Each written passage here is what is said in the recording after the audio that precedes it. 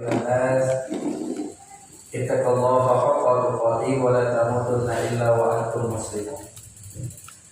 Rabbi shrah li sadri wa yassir li amri wahlul 'uqdatam min lisani yafqahu qawli. Amma ba'du. Bersyukur kepada Allah Subhanahu wa taala yang mana Allah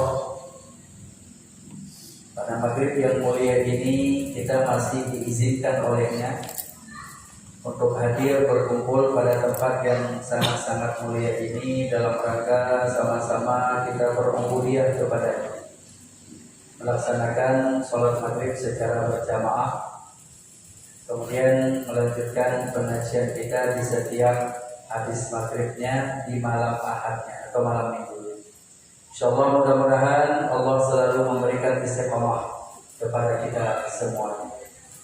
Selawat beriring salam sama-sama kita alamatkan kepada junjungan alam Nabi besar Muhammad sallallahu alaihi wasallam, kepada para al dan sahabat-sahabat beliau sekalian, kepada para tabi'in, tabi'in, ulama mutaqaddimin, ulama mutaakhirin, sampai kepada ulama-ulama yang mu'tabar di sisi Allah Subhanahu wa taala. Yang mulia dan yang dimuliakan Allah, imam masjid yang kita cintai, yang mulia dan yang dimuliakan Allah, guru-guru kami, orang tua kami yang hadir pada malam yang mulia ini. Takdim hormat kami kepada ketua DKM Masjid, ketua yayasan beserta seluruh jajarannya. Istimewa penghormatan kami kepada seluruh para jamaah sidang majelis yang dipilih Allah Subhanahu wa taala. Insyaallah pada malam yang mulia ini kita akan membahas permintaan salah satu daripada jamaah kita, yang mereka beliau meminta kalau pengajian kita pada malam ahad ini, tolong ya, assalamualaikum warahmatullahi wabarakatuh, Ustaz, tolong dibahas balik tentang syarat-syarat untuk sah sujudnya. Karena kami sudah beberapa kali melihat beberapa jamaah di antara jamaah masjid kita yang tidak memenuhi syarat-syarat sujudnya. Maka mohon kepada Ustaz Tengku untuk membahas kembali syarat untuk sah sujud. Ada antara jamaah kita ini yang tak sah sujudnya.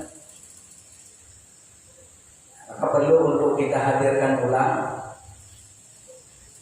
menyangkut dengan masalah syarat seseorang untuk sah sujud. Karena memang bila tidak sah sujud, tidak sah sholat.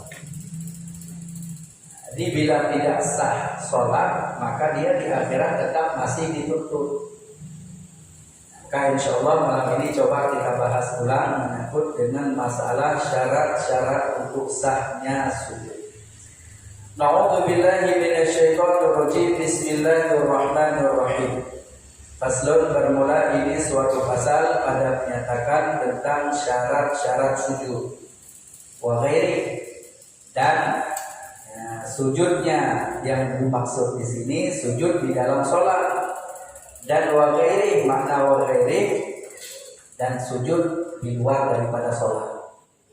Perlu untuk kita pahami, sujud ada yang di dalam sholat, ada yang di luar sholat. Kalau yang di dalam sholat itu jelas namanya sujud dalam sholat, baik sholatnya fardu maupun sholatnya sunnah. Yang disebut dengan sujud di luar daripada sholat seperti sujud syukur. Maka di saat seseorang sujud syukur itu juga harus memenuhi syarat. Kalau tidak memenuhi syarat, maka dikhawatirkan sujudnya bukan sujud taqarruban ila Allah, bukan sujud untuk mendekatkan diri kepada Allah, tapi malah salah-salah jadi syirka kepada Allah. Makanya kita harus hati-hati, jangan main-main itu sujud. Karena dalam Al-Quran Allah memutuskan, faqada rabbuka alla ta'budu illa iyyahu. Jangan sekali-kali Allah memutuskan, jangan sekali-kali kalian sembah selain kepada-Nya. Jadi tidak boleh sujud sembarangan kalau tidak memenuhi syaratnya. Karena sujud di luar daripada sholat, yaitu khusus seperti sujud syukur, atau sujud yang ada di dalam sholat dan ada di luar sholat, seperti sujudnya orang yang membaca ayat sajadah. Baca ayat sajadah, ada sunat untuk sujud. Nah, jadi boleh dalam sholat, boleh di luar daripada sholat. Jadi di saat sujudnya mesti memenuhi syarat. Kalau tidak memenuhi syarat, gugur masyrutnya. Kalau gugur masyrut berarti dia tidak disebut orang yang sujud. Tidak disebut orang yang sujud, maka sujud tadi, sujud apa juga? Ini yang jadi masalah. Maka di saat sujud tanpa memenuhi syarat, maka pandangan ulama tauhid itu sujud syirik. Pandangan ulama syariat itu sujud hukumnya haram. Walau kita anggap seolah-olah kita taqarruban ila Allah. Seperti orang yang sesudah sholat 5 waktu, baik zuhur, asar, maghrib, isya, sesudah dia duduk, sholatnya, zikirnya, sesudah dia semuanya selesai, mau pulang dia. Di saat dia mau pulang sujud sekali, langsung bangun, langsung pulang. Tidak adanya. Tadi bapak sujud apa? Pasti dijawab, saya sujud syukur, Ustaz. Kalau sujud syukur, berapa syarat untuk sujud syukur? Itu saya nggak tahu.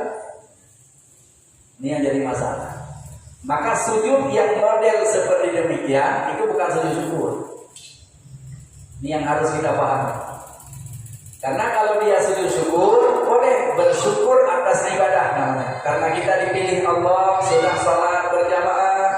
Alhamdulillah kita bersyukur bil fi'li namanya. Sujud kita, maka takbir dulu. Allahu Akbar. Niat dalam hati sahaja aku sujud syukur karena Allah. Tak perlu ngomong, langsung sambil duduk pun boleh. Langsung dia sujud, kemudian dia bangun, dia salam. Assalamualaikum warahmatullahi. Assalamualaikum warahmatullahi. Itu baru namanya sujud syukur. Karena sujud syukur tak boleh di dalam sholat. Batal sholat kalau di dalam sholat. Sujud syukur mesti di luar daripada sholat. Nah, ini yang harus dipahami. Namanya sujud di dalam sholat dan waghairi, di luar daripada sholat. Mesti memenuhi syarat. Maka adapun bermula syarat untuk sahnya sujud itu ada 7. Nah, ini yang harus kita ulang balik. Ada 7. Sebenarnya sudah kita bahas. Sudah pernah di ininya? Sudah pernah direkam?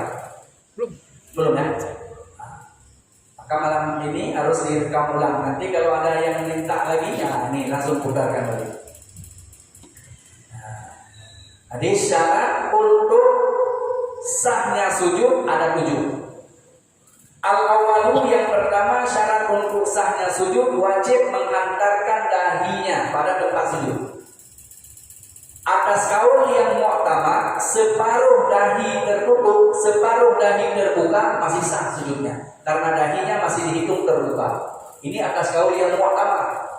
Wakilah dan pendapat yang kedua, jangankan separuh tertutup, sehelai benang sahaja, sehelai rambut sahaja tertutup dahinya, maka sujudnya tidak sah.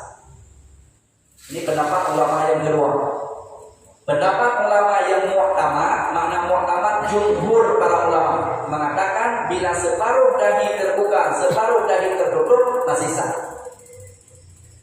Tapi kalau kita pegang pada pendapat yang kedua, maka jangankan separuh dahi tertutup, sehelai rambut saja, sehelai benang saja tertutup dahinya, maka sujudnya tidak sah. Ini pendapat yang kedua. Makanya khilaf antara dua para ulama tersebut, sayyidiannya kita jaga betul. Nah, ini yang pertama yang harus kita pahami supaya sujud kita benar-benar punya makna di hadapan Allah. Ini syarat yang pertama. Kemudian wasani yang kedua. Syarat yang kedua, wajib menghantarkan dua telapak tangannya dan perut anak jarinya. Jadi orang yang sujud, andai kata dia sujud tidak kena telapak tangan, cuma kena perut anak jari sahaja, maka sujudnya tidak sah. Atau ada sujud orang yang model sekarang kan ada yang model kayak seperti ujung jari saja, kayak Jackie Chan gitu. Sujud yang menumpang atau sujudnya seperti ini. Kalau sujud bangun pakai genggam tangan nggak apa-apa. Dia bangun genggam tangan nggak masalah.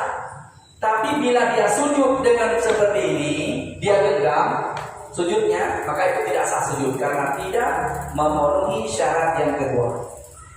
Karena syarat yang kedua wajib menghantarkan dua telapak tangannya dan perut anak jarinya. Nah, ini perlu untuk dipahami dulu supaya memenuhi syarat. Karena bila tidak ada syarat, gugur masruh. Gugur masruh berarti sujudnya yang tidak sah. Sujud tidak sah berarti tak punya rukun satu. Kalau tak ada rukun satu berarti sholatnya tidak sah. Tidak sah sholat, satu waktu sholat saja tidak sah. Siap-siap 10 tahun masuk neraka dia. Itu satu waktu saja, nggak perlu banyak, cukup dengan satu waktu sholat saja kita masuk neraka 10 tahun ya. Nah, makanya hati-hati dalam keadaan kita berubudiyah kepada Allah, mesti hadirkan ilmu di dalam sholat. Ini yang kedua, supaya sujud kita sah, wajib menghantarkan dua telapak tangannya dan perut ini anak jari. Kemudian wasalisu yang ketiga, syarat untuk sahnya sujud, tidak boleh sujud di atas sesuatu yang ikut bergerak-gerak dengannya. Nah, ini yang harus kita hati-hati sebagai suami ini kita. Sebagai suami, sebagai kakak, sebagai abang harus hati-hati. Karena betapa banyak istri kita di rumah yang sholat dia menyodorkan menggenah ke depan. Ini ada latihan tiga sekali kita harus tengok dia sujud atau di masjid atau di mana saja. Karena ibu-ibu paling sensitif. Bila seandainya ditengok tempat dia sujud agak tidak kurang bersih, atau dia sujud di atas karpet, dia sering sodor dulu menggenahnya ke depan. Dia sodor ke depan, dia sujud ke atas menggenahnya. Maka dahinya di atas menggenah. Di saat dia bangun, menggenah akan naik ikut bersama dengannya. Maka sujud di atas sesuatu yang ikut bergerak-gerak dengannya, maka tidak sah sujud. Beda dengan dia bawa sajadah sendiri atau kain yang dia bawa, dia letakkan, kemudian dia sujud di atas kain itu, nggak masalah. Karena itu kain, itu sajadah, itu lidah, tidak ikut naik bersama dengan kita. Tapi kalau seperti misalnya ujung lidah atau lidah laki-laki, di saat kita sujud lidah turun, kita sujud di atas lidah, dahi kita di atas lidah. Di saat kita naik, lidah akan ikut naik bersama dengan kita. Maka itu tidak sah sujud. Karena tidak memenuhi syarat yang ketiga. Karena syarat yang ketiga tidak sah sujud di atas sesuatu yang ikut bergerak-gerak dengannya. Nah, ini syarat yang ketiga yang perlu harus diperhatikan. Berarti kita sujud mesti di atas sesuatu yang tidak boleh ikut bergerak dengannya. Nah, ini yang ketiga. Kemudian warabi'u yang keempat, syarat untuk sahnya sujud. Nah, ini perlu juga untuk difahaminya supaya kenapa? Supaya benar-benar kita memahami. Di saat kita sujudnya, jangan sampai kita sujudnya main-main. Jadi sujud, orang sujud, kita sujud, orang ruku, kita ruku. Padahal kita tidak memahami syarat-syarat untuk sah. Nah, maka perlu yang pertama, yang kedua, yang ketiga, yang keempat. Warabi'u, syarat yang keempat wajib menghantarkan dua lututnya. Ini dua lututnya. Ya, ini yang sedang dibahas ini. Nanti ada pada ujungnya, pada ujung syarat dengan pembahasan bagi orang yang kamalia. Makna kamalia, orang yang sehat, orang yang sempurna, orang yang tidak dalam keadaan sakit. Kalau dalam keadaan sakit itu rusak. Orang yang rusak boleh berbaring, boleh duduk, boleh terlintang. Itu lain bab, gak masuk kepada syarat ini.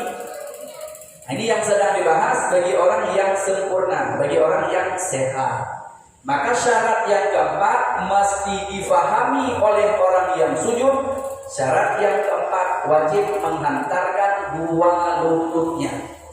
Nggak boleh diangkat sebelah kena, nggak bisa. Nah, ini syaratnya yang keempat. Kemudian wal khamisu yang kelima, syarat untuk sahnya sujud wajib menghantarkan dua perut ibu jari kakinya. Nah, ini yang paling banyak dilanggar. Ini yang paling banyak dilanggar oleh orang yang sujud. Di saat sujudnya perut anak jari kakinya ini tak kena. Karena atas kaul yang muhtamad, mesti perut ibu jari yang harus kena. Tapi wakilah pendapat yang kedua, sah andai kata ujung daripada ibu jari kakinya kena, itu sah, sudah sah. Seperti ini misalnya, ini kakinya, seperti ini dia kasih berdiri. Tapi kita harus pegang pada pendapat yang kedua.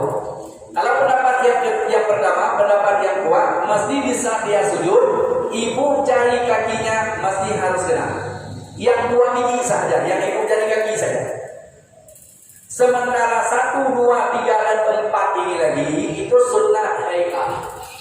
Andai kata kena semuanya, maka dia dapat pahala. Tapi kalau yang 1 ini mesti wajib kena perut ibu jari kakinya. Kalau tidak kena daripada ibu jari kakinya, maka sujudnya mardud, tak memenuhi syarat. Yang sering dilakukan sujud pertama oke. Tapi sujud yang kedua, karena dia ada dulu antara 2 sujud. Yang 1 kakinya dikasih balik, yang 1 kakinya masih berdiri. Di saat dia sujud yang kedua, kaki yang dibalik tadi jarang dikasih bangun lagi. Jadi ujungnya yang sebelah kirinya tetap nereng, yang sebelah kanannya seperti ini. Maka 1 sahaja, 2, salah 1 daripada ibu jari kakinya tak kena, maka sujudnya tidak sah. Nah, makanya ini yang perlu untuk dipahami, apalagi yang model sujudnya kaki seperti ini, atau yang kakinya seperti ini, sedang dia sujud kakinya seperti ini. Ini yang menjadi masalah. Kalau sempat ada orang yang sujudnya seperti yang demikian, maka sholatnya sia-sia. Maka termasuklah dalam wa kullu man bighairi ilmi amaluhu mardudatun lahu. Yang ibadah, yang sholat tanpa diiringi ilmunya, maka amalnya ditolak mentah-mentah oleh Allah. Ini yang harus dipahami benar-benar supaya sujud kita benar-benar punya makna di sisi Allah. Karena orang yang sujud itu sangat besar hikmahnya. Sangat besar hikmahnya orang yang sujud. Cuma ini kita bahas dulu syarat-syarat untuk sah sujud, baru nanti kita bahas hikmah. Sebagaimana yang dibahas dalam kitab tasawuf. Hikmah orang yang sujud akan digugurkan dosa oleh Allah lewat ubun-ubunnya. Tapi dengan syarat sujudnya yang betul. Kalau nggak betul, nggak dapat. Karena hikmah tidak perlu mencari dalil. Kalau hukum ini mesti harus ada dalil. Nah, ini yang perlu untuk dihadirkan supaya kenapa? Supaya sujud kita benar-benar sah satu hukum, yaitu rukun fi'li namanya. Karena sujud itu rukun fi'li. Nah, jadi yang kelima, wajib menghantarkan 2 perut ibu jari kakinya. Adapun semuanya ibu jari kaki, perut anak jari kaki itu hukumnya sunat haikal. Tapi kalau ibu daripada jari kaki ini, maka ini adalah syarat. Baik sujudnya seorang laki-laki maupun sujudnya seorang perempuan.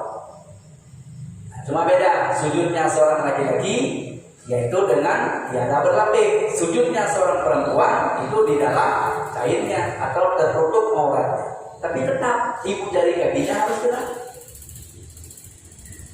Jadi kalau seandainya seorang istri di rumah tidak sah sholatnya, siap-siap dia masuk neraka, bukan dia pertama. Kita sebagai seorang suami masuk neraka pertamanya. Makanya hati-hati sekali-sekali kita tengok di saat dia sujud apakah nampak kakinya, atau di saat dia sujud apakah tidak sah sujudnya, harus diperhatikan. Nah, ini yang kelima. Kemudian yang keenam, wasadisu, yang keenam syarat untuk sahnya sujud, wajib tinggi pantatnya dengan kepalanya, dahi setara dengan telapak kakinya. Ini yang harus hati-hati. Ya, setara dengan telapak kaki. Kalau seandainya telapak kaki kita di sini, kalau kita sujud di atas ini tidak setara. Seperti orang bawa sajadah seperti ini. Dia tak berdiri di atas sajadah, tapi dia lipat sajadah, lipat 2, lipat 4 lagi. Udah separuh bantal ya. Kalau 4 dilipatnya, udah lipat 2, lipat 4, berarti kan udah separuh bantal. Kalau dia berdiri di atas lantai, kemudian sujud di atas separuh bantal itu dahinya tak setara lagi dengan telapak kakinya. Kecuali sajadah yang tipis. Ada yang tipis itu, itu nggak masalah, masih dihitung setara. Tapi kalau seandainya di saat dilipat sajadahnya, tebal sajadah, maka sujudlah dia di atas sajadah sama seperti kita sujud di atas bantal.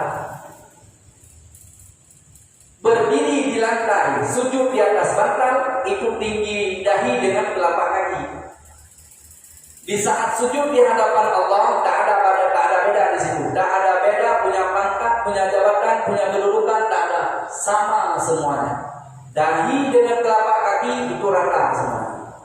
Kalau tidak rata, maka tidak sah sujudnya. Maka harus setara. Kita berdiri di sini, sujudnya mesti setara dengan. Ini misalnya berdiri kita di sini, sujud di atas ini tinggi depan, sujud ketimbang dengan tempat berdiri. Kalau sujud di atas ini, maka berdiri harus di atas ini. Kalau di sini berdirinya, ke atas ini sujudnya, maka tinggi dahi dengan tempat dia berdiri, maka tidak sah sujud.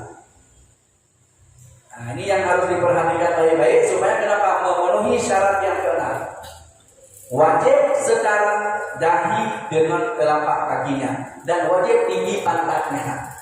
Pantatnya ini harus tinggi daripada dahinya, daripada kepalanya. Jadi kepala di bawah, dahi setara dengan telapak kaki, pantatnya yang tinggi. Itu maknanya untuk kemudian taqarruban ila Allah. Itu baru makna sujud, memenuhi syarat yang keenam.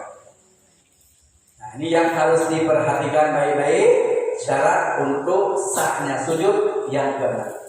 Kemudian yang terakhir, syarat untuk sahnya sujud dengan sengajanya turun untuk sujud, bukan kebetulan. Kalau kebetulan itu tidak sah. Kenapa sujud? Kebetulan, tidak ada kerjaan lain, aku sujud. Itu tidak sah. Mesti dengan sengaja untuk kita turun untuk sujud. Maka bila seandainya sudah ada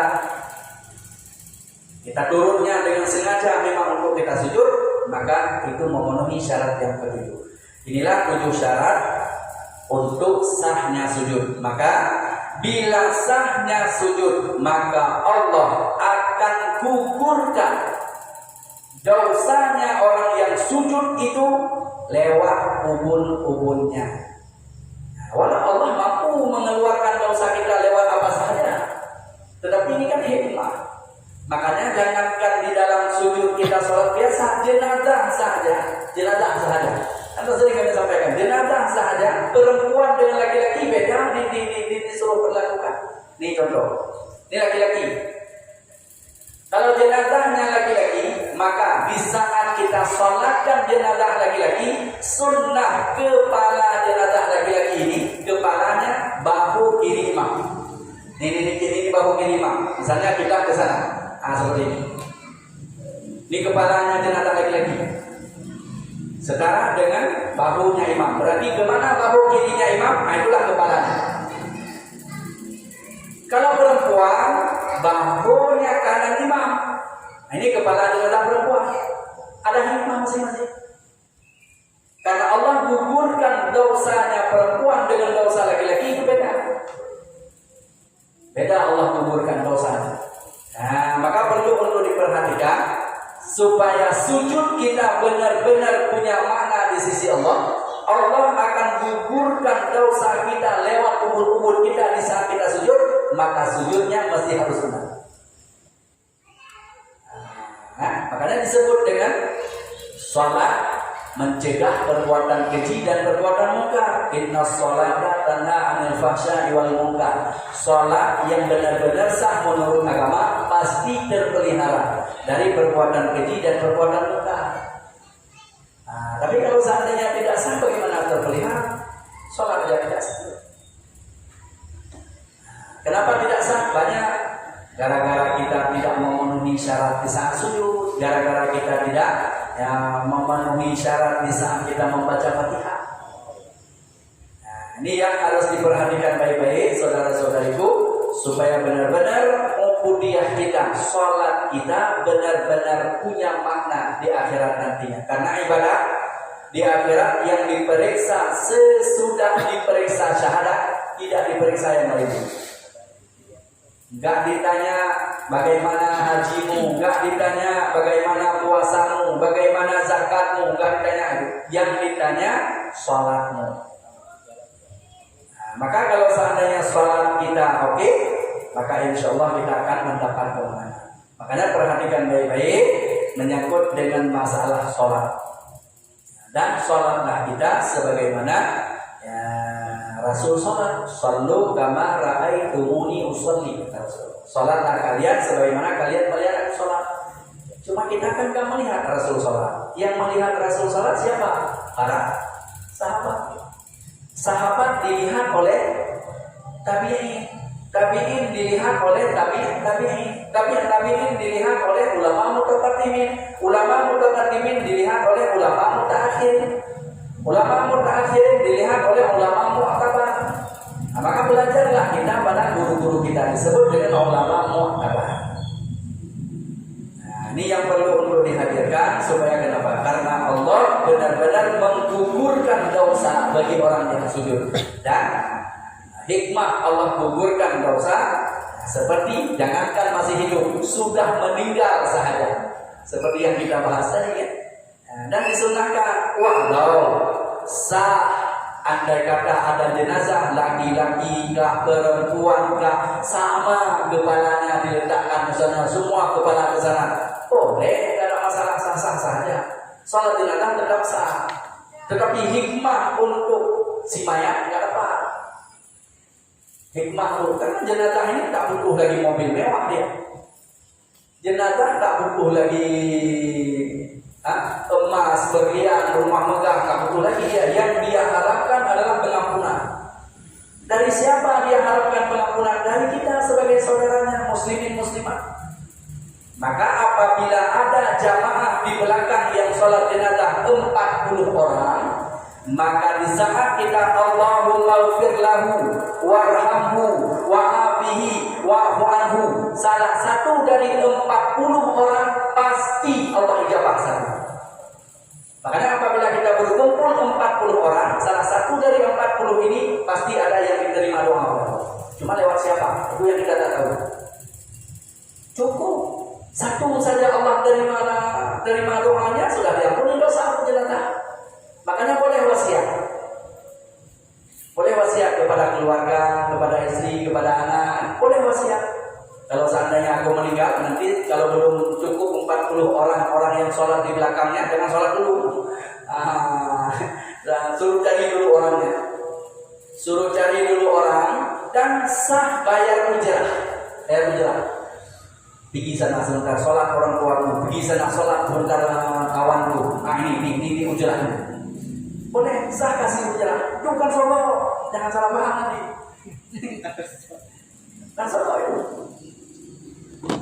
Tapi itu ujrah untuk sholat sebentar supaya ada 40 orang untuk mensolatkan jenazah, supaya ambil hikmah Allah ampuni dosa jenazah gara-gara ada 40 orang yang sholat. Walau sah sholat jenazah, satu orang ada orang yang sholat sah, gugur itu untuk gugur fardu kifayah saja.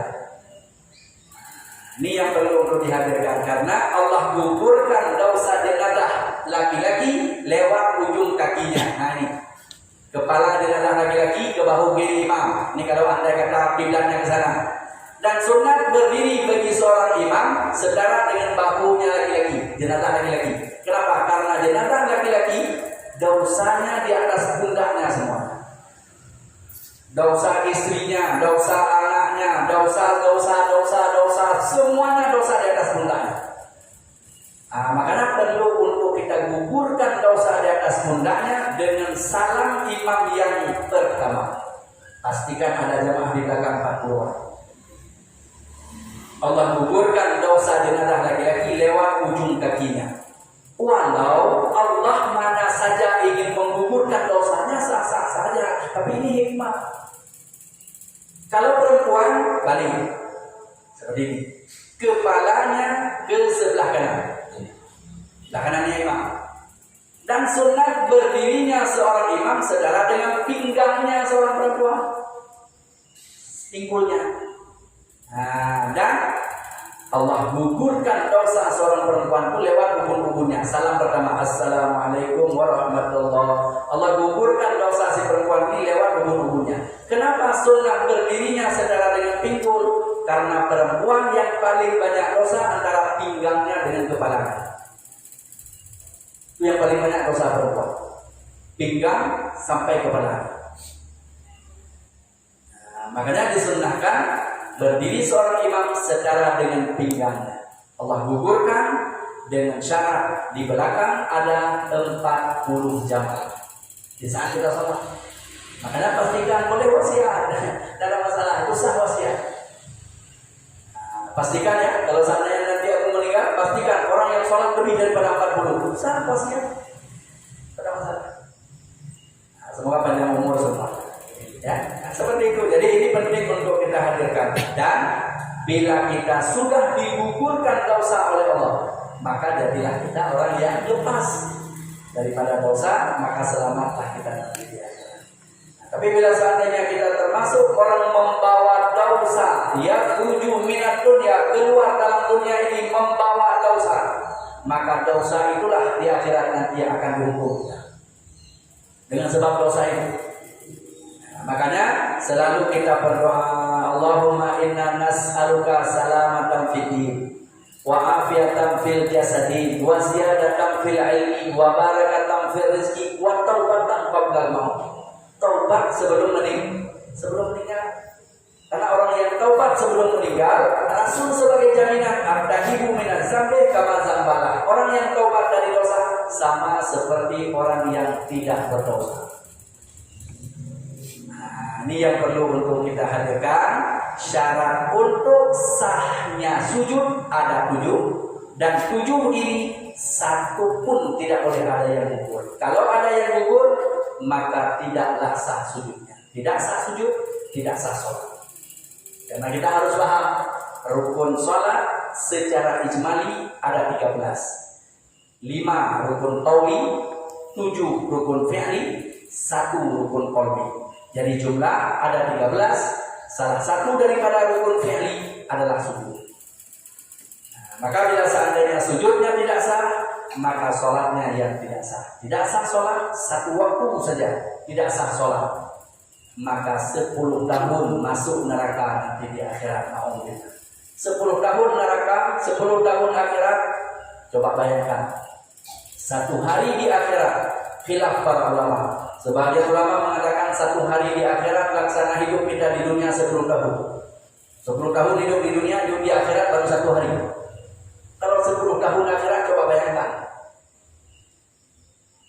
Sementara 1 waktu saja sholat kita bawa dosa ke sana tanpa kita taubat, 10 tahun akhirat masuk neraka. Takkan mampu itu untuk kita jalan.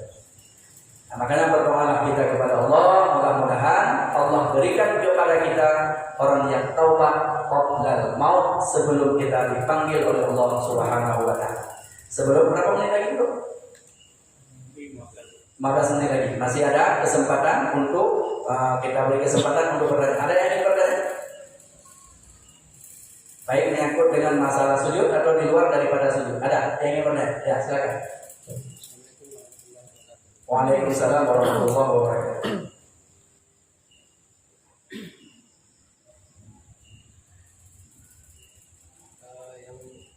Yang saya tanyakan Pak sejauh mana batasan seorang untuk melakukan sujud ketika tangannya itu posisi posisi sujud telapak tangan untuk dirinya, Ya. karena ada beberapa jemaah kita kadang ada yang sampai kita pas ini pun Sikunya. ya Ya. untuk laki-laki ataupun dan untuk perempuan. Ya. Jadi syarat sujud tadi sudah pertanyaannya? Sudah. Syarat sujud tadi wajib menghantarkan dua telapak tangan. Dua telapak tangannya dihantarkan ke lantai. Adapun bagi laki-laki disunnahkan untuk menjarangkan sedikit sikunya. Bukan juga sikunya dijarangkan sampai orang lain tak bisa sujud. Kalau dijarangkan sampai orang lain tak bisa sujud itu boleh kepada yang lain namanya. Kita mau sujud siku sudah sini, siku sudah sini. Ini sujudnya di mana kita? Karena siku orang sudah seperti ini kan. Itu tak paham ilmunya. Jadi buka sedikit sikunya.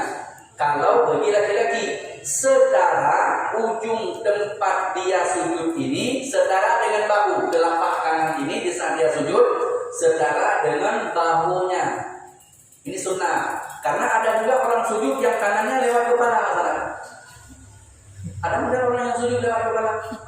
Contoh seperti ini. Ada yang model sujudnya seperti ini, orang. Di saat dia sujudnya, tangannya bukan lagi ini yang udah seperti ini. Ini sujud yang model tangannya yang kena siku-sikunya ini. Nih. Sujudnya tetap sah, asal telapak tangan ini ada kena. Walau ini siku pun kena, cuma pekerjaannya makruh. Karena yang diperintahkan untuk sujud seperti ini, setara dengan bahunya. Nih, tempat sujud ini, telapak tangannya sunnah setara dengan bahu. Nah, adapun andai kata ada orang yang sujud tangan lebih ke atas atau yang seperti ini hukumnya makruh. Buka sedikit bagi laki-laki, bagi perempuan disunatkan merapatkannya. Merapatkan siku bagi perempuan. Bagi laki-laki itu dibuka sedikit. Itu sunnat hay'ah namanya. Karena sunnat hay'ah di dalam sholat ada 600 tempat. Itu sunnat hay'ah. Sementara yang kita bahas tadi syarat-syarat untuk sang sujud. Jadi di saat sujudnya ini yang perlu untuk diperhatikan, jangan sampai ya ini yang syarat tadi yang harus dijaga dulu. Menyangkut dengan masalah buka siku sedikit, merapatkan siku sedikit, berdirinya agak jengkal dalamnya, itu semuanya termasuk dalam kategori sunnah hay'ah. Andai kata ada orang yang berdiri kangkang seperti ini, ya? Ada orang yang berdiri seperti ini kan? Sholatnya tetap sah. Jangan nanti gara-gara ada yang berdiri seperti ini ujungnya berkelahi, yang ketawa orang yang tak sholat. Karena itu sunnah hay'ah. Di sunnah dalam mazhab kita Imam Syafi'i, jengkal dalamnya itu sejengkal. Antara tumit dengan tumit sejengkal renggangnya. Di saat kita sujud merapatkan kaki, bila kita ragu kalau kita jarangkan nanti nampak ininya, maka wajib untuk merapatkan. Nah kata misalnya nih kalau saya sujud, saya buka kaki ini di saat sujudnya, contoh seperti ini. Di saat kita sujud misalnya, kita buka kaki ini. Ragu kita ini nampak ini, kalau ragu maka wajib merapatkan seperti ini saat sujud. Tapi kalau nggak ragu nggak apa-apa kan, kadang-kadang kita ada pakai celana dalam yang di bawah lutut kan, nah, itu nggak masalah. Tapi kalau seandainya kita ragu, kita buka ini salah lipatan yang ke atas itu nampak, maka terbuka aurat. Kalau terbuka aurat maka batal sholatnya yang batal. Ya kira-kira jelas ya? Jelas. Nah ini yang perlu untuk dihadirkan. Harus dibilah-bilah mana yang namanya rukun, mana yang namanya ab'ad, mana yang namanya hay'ah. Dalam sholat 13 modal namanya rukun. Ab'ad ada 8 secara tafsiriyah. Ya, kalau ijmali 2 saja. Duduk tasyahud awal, baca kunut. Itu adalah ab'ad. Itu ijmali 2. Kalau tafsiri ada 8. Adapun yang disebut dengan sunnat hay'ah, model berdiri, model takbir kan? Nah, itu semuanya hayah 600 tempat itu dalam sholat. Makanya ada yang takbirnya seperti ini, ada yang takbirnya seperti ini. Bermacam-macam model, silahkan dapat pahala asal angkat. Cuma walau tak dapat pahala sempurna. Kalau ingin sempurna berarti dalam mazhab Syafi'i angkat tangannya Allahu Akbar. Ini secara dengan bawah menghadap ke arah kiblat. Seperti itu. Ya, kira-kira jelas Pak? Insyaallah. Masih ada berapa menit lagi? 5 menit lagi. Ya. Ya. Mau tanya masalah dia kemarin atau yang tinggal imam masjid yang meninggal waktu sholat sujud sholat. Di mana? Oh ya, ya. Nah itu kan kemarin kamu bilang makmum yang menggantikan imam itu Sudah duluan batal sholatnya. Nah itu ketika kejadian itu ada makmum yang sujud sama imam kok terasa lama, jadi dia penasaran mengintip imam apakah sudah bangun atau belum. Dia sudah mengangkat Langsung bangun aja nggak apa-apa. berarti kan dan dia di kalau dia sujud lagi berarti kan udah batal. Berarti untuk menyiasatinya dia duduk aja, berarti tunggu sampai imam itu. Yang nunggu aja dia. Yang penting dia tidak boleh lagi turun kepada sujud. Seperti ini misalnya, ada orang yang sujudnya lama. Karena sudah terlalu lama, timbul curiga, jangan-jangan ini imam meninggal kan gitu. Ya, seperti kejadian kemarin kan. Nah, yang batalnya sholat 2 jamaah di belakang itu, kalau menurut kita tengok di videonya, ini secara fikih yang kita bahas. Secara fikih. Secara fikih kalau sudah dia sujud, dia bangun tengok, kemudian sujud lagi, itu sudah batal. Itu secara fikih sudah batal sholatnya. Kemudian di saat dia sudah tengok orang yang di depannya sudah terbujur, maka dia bangun langkah maju ke depan pun lebih daripada 3 langkah. Banyak bergerak itu sudah batal. Perbuatan yang banyak dihitung perbuatan yang banyak. Nah, kalau seandainya kita mau gantikan itu imam yang gugur, tak perlu kita terlalu jauh ke depan, cukup selangkah saja. Selangkah saja cukup, nggak ada masalah. Cuma kalau kita tengok di videonya itu dua-duanya makmum yang bangun tadi itu sudah batal sholat. Dan dia yang menggantikan jamaah semuanya itu jamaah sudah batal sholat semua. Ini kalau kita lihat secara hukum fikih. Nah, kalau kita lihat secara hukum fikih untuk salat itu hari itu wajib ulang balik. Semuanya itu satu masjid wajib ulang balik itu sholat. Karena yang menggantikannya sudah batal. Andai kata ada orang lain yang menjadi imam yang tidak pernah nongol tadi ya, yang dua tadi tidak pernah pokoknya yang dua tadi itu tidak maju. Salah satunya tidak maju. Di saat ketahuan sudah ininya, bangun yang lain langsung maju jadi imam, maka sholatnya sah. Yang gugur cuma 2 orang tadi saja. Tapi ini kan yang bangun maju untuk jadi imam kan salah satu daripada yang ngomong tadi kan. Itu yang membawa batal satu masjid. Ini kalau kita bahas secara ilmu fikih ya, yang dilakukan oleh salah satu jamaah tadi. Seperti itu. Jadi cara menggantikan antara saf ke saf saja itu harus beda. Harus paham. Ini safnya.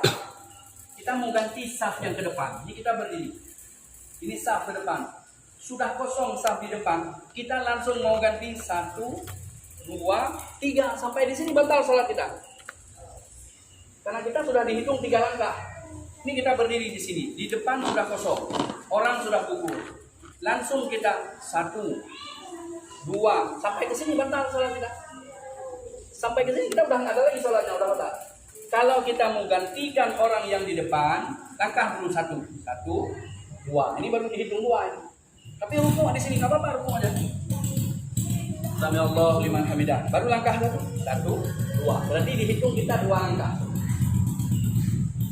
Ini yang ininya, ini yang menjadi imam ini, yang menjadi imam yang ini tengok ini udah ini jalan dia seperti ini. Wah, langsung berdiri di sini. Jangan gitu kan cara jalannya kan? Ya. Sudah gugur.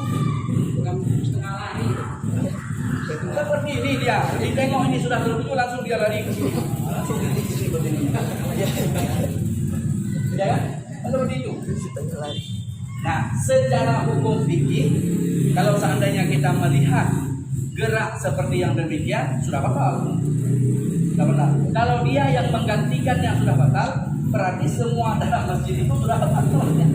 Mengikut orang yang sudah batal sholat, maka semuanya batal. Tapi andai kata misalnya yang tua tadi yang ngomong, enggak dia maju, orang lain yang di sini misalnya dia baru ininya tengok udah ricuh nih, bangun dia tengok sudah ininya, langsung setelah dia bangun, dia langkah satu langkah aja, dia lanjutkan Bismillahirrahmanirrahim. Tidak batal. Karena bukan orang yang dua tadi yang maju, karena dua orang tadi sudah batal sholatnya. Dua yang tadi itu sudah batal, yang satu tujuh lagi, yang satu lagi dia bangun tujuh lagi kan, nah, itu sudah batal. Ya kira-kira jelas kan? Jadi kalau udah terangkat kepala itu sudah tak boleh lagi. duduk aja berarti. Kalau seandainya dia sudah terangkat kepalanya seperti ini, karena sudah curiga ini lama kali kan, lama kali sudah curiga dia, langsung dia seperti ini aja. Jadi kepada duduk istirahat namanya. Tengok sudah ininya langsung bangun, langsung maju ganti aja. Nah, kan seperti itu ganti aja. Jadi tidak boleh lagi sujud. Mesti dia harus nunggu di tempat istirahat. Nggak boleh dia ini seperti ini. Sudah dia tengok sujud lagi, ya kan? Dan seperti itu. Nah makanya perlu di situ ilmu. Kullu man ghairi ilmi ya'malu amaluhu mardudatun la tuqbal. Yang beramal tanpa diiringi dengan ilmu, maka amalnya ditolak mentah-mentah. Ya, kira-kira jelas ya? Jelas itu ya? Insyaallah. Sudah habis waktunya? 4 menit lagi. Masih ada pertanyaannya? Ya, silakan. Menyambung pertanyaan dari Mas tadi. Sebenarnya kita udah tahu hukumnya bahwa si pengganti imam itu sudah batal. Kita sebagai makmum gimana ya? Kita sebagai makmum kalau seandainya kita sudah tahu, maka wajib mufarakah. Wajib kita parah. Karena kalau kita tahu itu imam sudah batal, kita tak boleh lagi ikut itu imam batal. Tapi kalau kita tak tahu, besok baru kita tengok videonya, oh dia ini sudah batal sholatnya ini, kita tengok videonya, maka kita wajib ulang sholat itu. Tapi kita tak berdosa. Karena kita lambat tahu kan? Lambat tahu. Tidak dihitung sholat tidak dihitung main-main kita, karena kita tak tahu dia sudah nongol duluan, sudah muncul duluan, kemudian dia sujud lagi, kemudian dia ininya lagi kan? Kita nggak tahu kan? Nah, besok baru kita tengok videonya. Oh, ini sudah batal dulu dia sholatnya ini. Kenapa dia yang jadi maju jadi imam? Nah, berarti kita tinggal ulang baliklah sholat. Tapi kita tidak berdosa.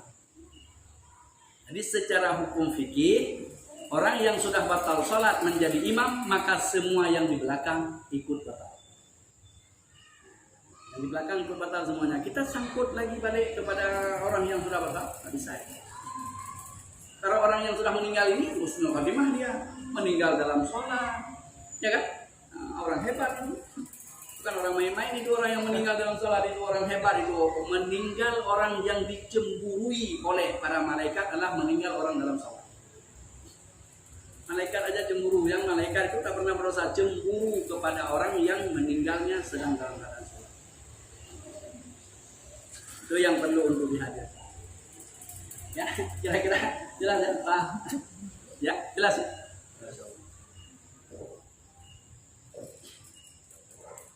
Wallahu a'lam bishawab wa ilaihi al-marji' wal ma'ab. Na'udzu billahi minasy syaithanir rajim. Bismillahirrahmanirrahim. Alhamdulillahi rabbil alamin, hamdan syakirin, hamdan na'imin, hamdan yuwafi ni'amahu wa yukafi'u mazidah. Ya Rabbana lakal hamdu kama yanbaghi li jalali wajhikal karim wa 'azimi sultanik. Allahumma salli ala sayyidina Muhammadin salatan tunjina biha min jami'il ahwali wal afat wa taqdi lana biha jami'il hajat wa tutahhiruna biha min jami'is sayyi'at wa tarfa'una biha indaka a'la darajat وتبلغنا بها أقصى الغايات من جميع الخيرات في الحياة وبعد الممات إنك على كل شيء قدير. اللهم إنا نسألك سلامة في الدين وعافية في الجسد وزيادة في العلم وبركة في الرزق وتوبة قبل الموت ورحمة عند الموت ومغفرة بعد الموت. اللهم حرم علينا في سخرة الموت والنجاة من النار والعفو عند الحساب. اللهم امن علينا بسافة المعرفة وهب لنا تسهيل المعاملة فيما بيننا وبينك على سنتي وارزقنا صدق التوكل عليك وحسن الظن بك. ومن علينا ما يقرب إلينا مكرونا في الدارين برحمتك يا أرحم الراحمين. ربنا ظلمنا أنفسنا وإن لم تغفر لنا وترحمنا لنكونن من الخاسرين. ربنا هب لنا من أزواجنا وذريتنا قرة أعين واجعلنا للمتقين إماما. ربنا آتنا في الدنيا حسنة وفي الآخرة حسنة وقنا عذاب النار. صلى الله على سيدنا محمد وعلى آله وصحبه أجمعين. سبحان ربك رب العزة عما يصفون وسلام على المرسلين والحمد لله رب العالمين. تقبل الله منا ومنكم تقبل يا كريم. Alhamdulillah, terima kasih. Wabillahi taufiq wal hidayah. Assalamualaikum warahmatullahi wabarakatuh. Sudah masuk.